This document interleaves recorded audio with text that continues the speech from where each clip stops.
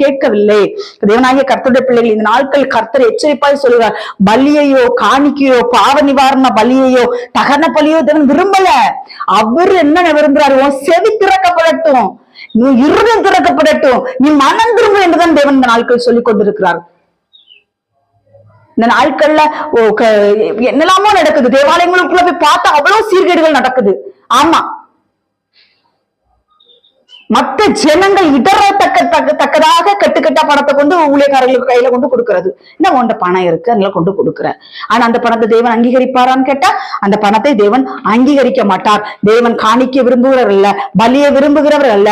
தேவன் விரும்புகிற ஒரே காரியம், என் செவிகளை நீர் திறங்க ஆண்டவரே, என்னுடைய செவிகளை நீங்க திறங்க, என்னுடைய இருதயத்துக்கு கதவை திறங்கப்பா, நீங்க என்னக்குள்ள வாங்கப்பா, நானே உங்களுடைய ஆலயமா இருக்கிறபடியால் நீர் என்னை தான் நேசிக்கிறீரே தள்ளி என்னுடைய காணிக்கையோ என்னுடைய பலியையோ என்னுடைய மற்ற சம்பத்துகளையோ நீர் சிநேகிக்கல, என்னதான் நீர் சிநேகிக்கிறேன். நான் வருகிறேன், நான் உமக்கு உகந்த காணிக்கையா வருகிறேன் யார் ஒப்பு கொடுக்கிறீங்களோ இந்த நாட்கள் கர்த்தர் பேசி கொண்டிருக்கிறார்.